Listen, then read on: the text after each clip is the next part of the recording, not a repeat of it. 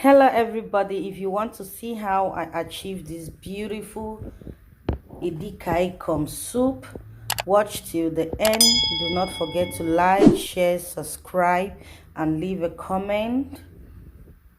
Tell me where you're watching me from. Hello everybody, welcome back to Lydia's Kitchen Talk Show. I hope you guys are having a wonderful day at home. Welcome back to our kitchen. So guys, today we are cooking EDIKONG. EDIKONG is the Calabar people in Nigeria, their native food. So without wasting much of your time, let me take you down to our menu for today. So guys, our menu for today is set. You guys all know how we do it here. So we prepare all our vegetable, everything. So guys, with me here, I have fresh meat, well washed and ready to be cooked. And this soup contains a lot of and we have our cow skin here, well washed, and we have stock fish. If you don't have stock fish, you can use any fish of your choice. And if you don't eat this one, it's okay. We have a little bit of snails, well washed and ready to be, dip in. We have a little bit of catfish here. We have ugu leaf. I've washed it very well. We call it okongobong in Cameroon. That's how we call it. We have in this 3 little bowl, we have salt, seasoning, chili pepper. We have spinach. If you are in Africa, you can use water leaf to make this dish. It's gonna be so beautiful. But you all know why us in Europe, it's hard for us to see water leaf, so we normally use spinach. So yeah, I've washed my spinach and cut them. It's beautiful. And we'll be using red oil, palm oil for this. This is the palm oil we will be using to prepare this soup. So guys, let's start cooking. So guys, I put my meat on my pan. I'll go ahead to add my cow skin because the meat and the cow skin cook almost the same. So I'll go ahead to pour in my cow skin, and I'll be adding this bowl full of water to let it cook for 5 minutes before I'll add in my onions, my salt, and any other seasoning that I will be showing you when I'll be adding it inside. So I'll go ahead to put full bowl of water. You can use cold or hot water, and you cover this to cook for 5 more minutes. So guys, it's been 5 minutes now. I'll go ahead to add in my catfish. This particular catfish that I bought is so dry, so at this point you need to add it if you want it to be real soft. And I'll go ahead to add in my onions,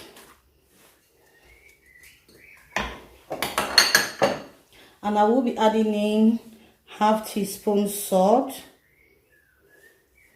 and I will be adding in my habanero pepper because I don't want to blend it, so I'll go ahead to add it in like this. And I will be adding my seasoning cube. You can use any seasoning cube that you have in the house, and you just stir everything together. See, just stir everything together and let it cook to your satisfaction.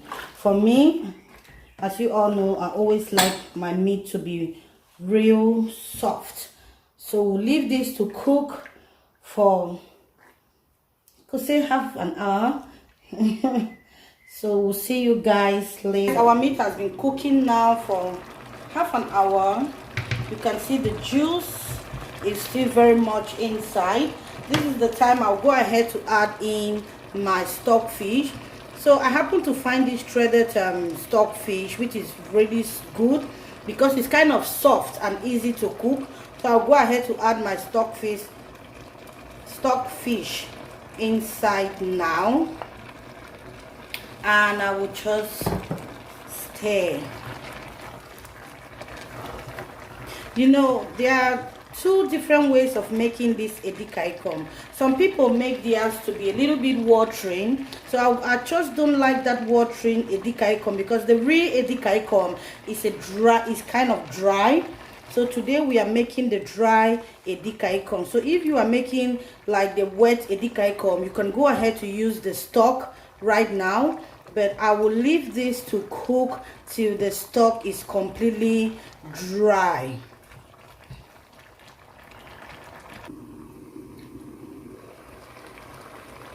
Wow, the aroma that comes out of it is amazing. So guys, you can see we still have some stock inside. So I'll go ahead to add in my dry snails. Just add it inside, and at this point I'll be adding in my crayfish. You want the crayfish to just, you know, kill that strong smell on crayfish. So you add your crayfish inside at this point because the stock is not much left. So just go ahead and mix everything and let the stock dry up. Wow guys, you see how amazing it's looking? So we'll cover it and let the stock dry. While the stock is drying down, it's going to cook our snails, because you don't want your snails to be too soft. So we'll leave it for more 10 minutes so the stock can all die down. So at this point guys, we're going to be adding in our oil and let it fry with the meat and everything. So it depends on how much oil you want. You can go ahead to add enough oil. For me, this is okay. I don't want it to be too oily. To fry a little bit before you add in your vegetable.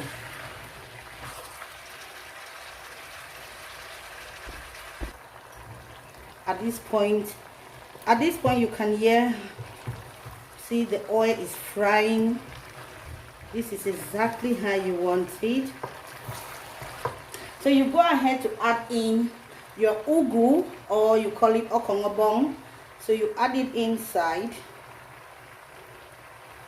If you are in Africa, then that will be so nice, because you will just have some fresh okongobong, you know.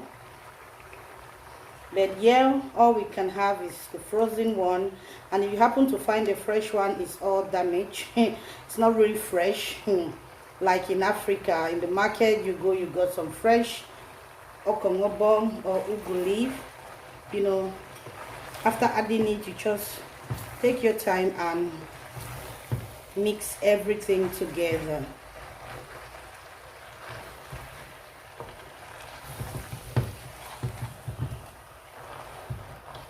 You need to spray your onions. Just add in a little bit of onions. It adds in some beautiful flavor in it, and you just leave it for 2 minutes before you add in your spinach. Mind you, the main reason we add spinach in this is because the ugu leaf is very strong, it's very hard. So you add in your spinach so that it can be, you know, a little bit softer. So that is the main reason you add in water leaf or spinach in this dish. So you leave this for 2 minutes before. Perfect. If you can notice, I've not added any other ingredients inside like seasoning, because we boiled our meat with a lot of seasoning. So we'll go ahead now guys to add in our spinach. So the amount of spinach that you put inside determines the amount of ugu that you have. So with this, normally they say that when 2 bundles of ugu, you will use just 1 bundle of water leaf or 1 bundle of spinach. So don't put too much spinach. You know, spinach or water leaf, they move a lot of water, and you really do not want water in this soup. So guys, you can see the last thing I will be adding in here is my yellow pepper that I've sliced. Just want it to be a little more, you know, spicy. So but if you don't like too much chili, you can skip this part, but for me, I want it to be a little bit spicy, you know. And We'll leave this just for 2 minutes and our soup is ready. You can serve this with pounded yam, all the fufu in the world that you know. You can go ahead to serve this with, but I will be having this with my cassava fufu, which is called gari eba. So this is our EDIKONG. It's all ready to be served.